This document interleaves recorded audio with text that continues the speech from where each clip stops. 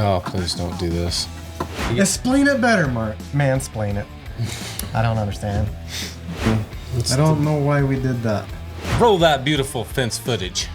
On this project, you will notice that the ground is extremely steep and the customer, they want to put a fence up. I want to say for the record, that ain't nothing. We have worse. That's what every fence builder's going to say. That's for the record. I'm not jealous. Dig the ground out to create a slope that the fence will be able to work with. Now that we have the ground dug out, we are able to go through and put our post in, and then we will begin the installation of the fencing. We start off with a regular rail. It's just a square rail. We put it up on the post. We got a square in on one end. You see that's not going to work because it's at the wrong angle. So what we have to do is cut this at the right angle on each end so it'll allow for the next rail it won't interfere with. I'm going to show you what it looks like after we've cut it.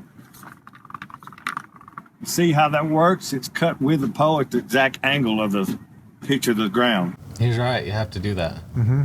You have to angle cut it when you have those steep slopes. You can get away with a little bit when you're coming down some gradual slopes, but a steep slope like that, you definitely have to angle cut the rails. Another thing that you're going to have issues with is the size of the hole that's pre-routed in the post. Because of the angle, it's going to oblong out that hole, or you're going to need an oblonged out hole for that rail to be able to fit in there.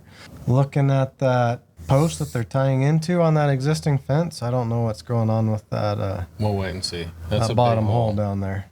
And what we're doing was putting a double rail in. The reason we do this is because our pickets aren't going to be long enough. What we do, we take this rider, it's got a burr bit on it, and we rider these holes out bigger all the way up and around. We do it on both poles. And then what we do is double stack our rail. That makes our pickets long enough. I'm going to go ahead and put this in and show you. This rail is a nice square profile. It's straight. It doesn't have a bunch of weird curvatures to it. A grinder with a cutoff wheel is pretty handy when trying to modify an existing hole. A little easier to control that grinder than it is this router. I don't get to talk? No. Hey, Dan, what do you want to say about that? Yeah, that sounds pretty scary. A cutoff wheel? Cutoff wheel? What's scary about that? It's sharp. Could cut my fingers off. You're going to confuse our audience. Sorry. So he's using a miniature router. Alan mentioned the grinder, which is great, but the other thing that works really good is the jiggle saw. Yeah, I've used a jiggle saw quite a bit to cut some of this stuff out. Do you know what I'm talking about? You're looking at me like I have a third eye right here. A jiggle saw? A jiggle saw. Like a jig saw? No, a jiggle saw. Jiggle. Jiggle. You know what a jiggle saw is? Jiggle. Yeah, it's jiggle saw. Do you know the ones that have the little interchangeable blades? I don't know what they call them. Is that the one that, yeah. We cut the thing. Yes. Oscillating. The vibrating, oscillating saw. I don't know what people call them. I call it a jiggle saw. Crap, I have What one. do you call it? Okay, ready? Yep, ready. Ready. And there's one. And here's the second one that's going to butt on top of it. What we do is we put these screws in a rail that keeps our rail in place so they won't slide either way. I'm finna show you how we do it. Yep. And now what we're going to do is go ahead and put another screw in the top. You put one in the top and the bottom, that way it can't go either way. And as you see, we're back at this steep angle again. What we got to make this picket match that angle. You see, I'm going to put it in, it won't work. Like that. See the gap at the bottom? So we got to cut the picket.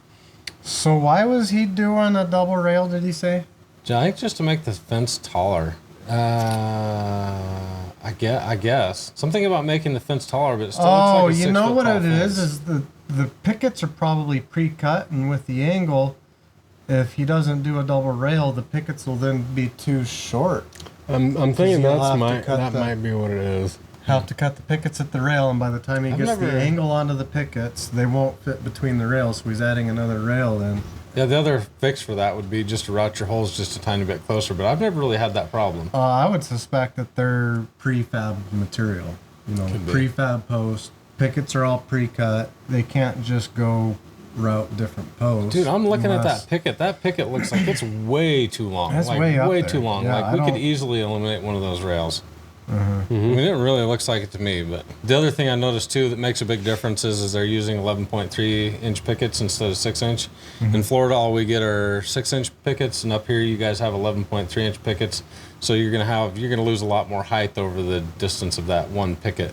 Yes. Where the 6-inch pickets would be probably better in a steep hill application like this. I agree. Picket 2 things. I'm gonna put it right down beside it, hold it right there, and then mark. That is crazy That long. gets my ankle on the bottom if it goes uphill, and they'll all be just like that. I'd really love a miter saw right about now. Miter saw. I went ahead and cut my picket to the proper angle that it's supposed to be. You did nice though. Yeah. I can hear the hate comments coming from him though. Bottom right there. And you'll notice these are tongue and groove. All these pickets are. You got to start They're off. gonna tear him apart for not having blade guards and freehanding stuff. After we did that, this one picket will be the pattern for all the way to this section. Now, as you go up, the angle's going to change, so you got to make a different pattern for the next section up. You see the angle we got here, we got to make this angle fit this rail, fit that angle. So what we do inside a rail, it's like 1 3/4. We allow ourselves a 1/4 inch. So what we do, we measure up from the bottom of the hole 1 3/8 of an inch. Then we mark a line on each one, then we pop a string, and it gets us a straight shot up this angle. Okay, we got the string up, chalk line string. I put it on the 1 3/8 on each end, pull the pickets over, pop it. You see now that's perfect. It covers right here. We want to have a problem. We cut that off, and it looks perfect. And this is what we cut the top of our rail. Oh, there's your grinder. It's just a cutoff. Though. Where's the guard there? What you do, you take Oh yeah, he's gonna take a beating on this one. like this, and it cuts really quick and smooth. So another little trick here is once you cut your first picket, all your other pickets should be cut the same angle. True story. Yeah, that's a good idea. Now we're gonna put our top rail on. So you push it out. Oh, please don't do this. We want to slide it in the end of the rail that's got more room. I know what else I was gonna say. Oh, I know what you're gonna say too. I have two things. Where's the U channel? Oh, that's one.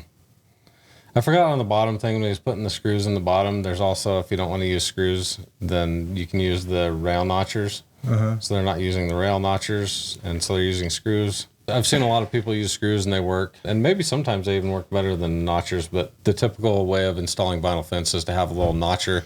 Looks like a set of bolt cutters that basically just flares out one side of the rail and does this, so that when you try and pull it out, it grabs onto the side of the post. And that's more common than screws, perhaps. I'm sure he'll probably do the same thing on the top rail, which is where we would use our rail locks. And if you don't know what a rail lock is, check this video out here and link down below for how to purchase those. But that's what we use because why? Because it blows. And it helps keep your fence staying together. I also really take exception to the fact that he is not using C-channel, U-channel at the posts. C-channel or U-channel, whichever one you like to call it, really does a good job of hiding that air gap, and people get really upset when they see that air gap because they have a nice tongue and groove picket everywhere, and then right at the post you see that daylight through it. The other thing it does is it helps hide any unsightly cuts that you may have had to make because you saw him rip a picket.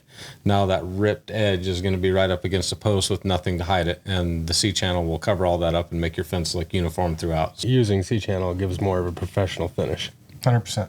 Yeah. While we're talking about C-channel, can we talk about people that install C-channel without screwing it down so that it doesn't cover that air gap too? Ooh, I feel some hate coming. I'm going to say it. You have to screw the C-channel or U-channel to the post for it to do any good. Because if it can slide over, then you have that light gap again, and the only way to prevent that is to attach it to the post. You need to attach it to the post. 100% agree with you. Some people will say, well, you cut your picket tight so it fits all the way up against your post, but the problem with that is then it's trying to spread your posts out.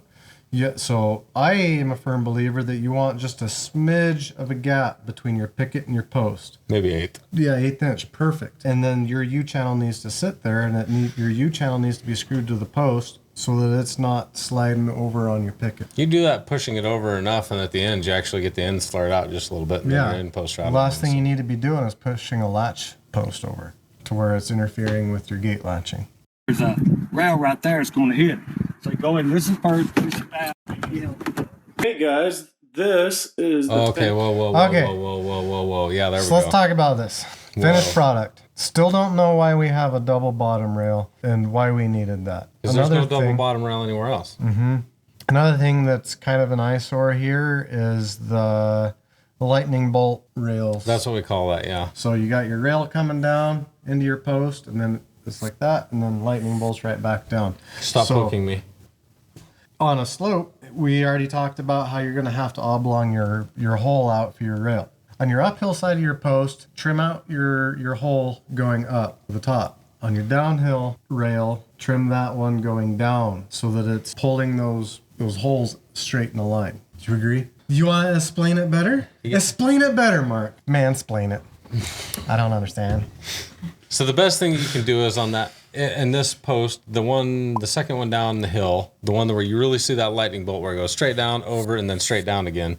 What really needs to happen, and even at the bottom of the hill, is that second hole needs to be shifted and routed all the way down. And you can do that. Your custom fabricators, people with routers, can actually do that in the shop if you tell them how much the slope is. So that on one side of the post, the hole's routed starting here, and on the bottom side, it's started routing here. So that when you get those rails in there, it's a nice, smooth, even flow, and you don't get that lightning bolt. That is the sign of a true professional to do this the correct way. And then you won't see all that herky-jerky. Your eye is just like, wow, something's going on here. And even though the route is 2 inches down on both sides of the post, which when normally on flat ground would look great, on a hill, it looks terrible. Still don't know why the two bottom rails.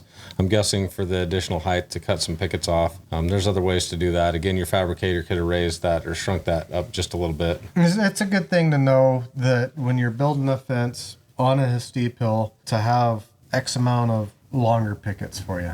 Now, if I'm going to go through all that, I'm also going to bring up the short section right there in the corner, which I'm not a big fan of. That was an existing fence. That was somebody else's fence that they tied into. This is not on this particular fence builder, but that's something that I think is nice, or personally, is I don't like remainder spacing, which means we go 8 foot, 8 foot, 8 foot, and then whatever's left over. So maybe the last section, like in this case, is only 3. I think it looks goofy, and if we just space that out proportionally, meaning every space is the same or very close, then it just looks better to the eye. So not a big fan of remainder spacing, but I know a lot of people do it just to save material. But does it really save any material? Because if you're buying 8 foot rails, you're still using the same amount. It's pennies. Yeah. It's pennies. You definitely had some challenging situations here on this hill, though. That's a steep hill, and that's a lot of rock. I don't envy that at all. His method for cutting the angle, I really like that. We do that a whole lot in Florida because we have a lot of people that will do a 6 foot privacy fence along the side, and then they'll step it down to 4 foot to meet up with an ornamental aluminum fence on the back, which is only 4 foot tall. So we do a lot of slope sections, not because of hills, but because they want that last panel to go from 6 foot to 4 foot. Another place that this might become in handy, the method, and he did a nice job of trimming it down and using his tools with no guards, and I'm guilty of that too. I'll be honest. Hey, he wasn't wearing flip-flops. Yeah, there is that. I know that people love my flip-flops. Well, I'm Alan with SWI. Oh, no, we got a yay or nay? You know, this is another one like I wanted to. It's the whole bottom rail thing for me.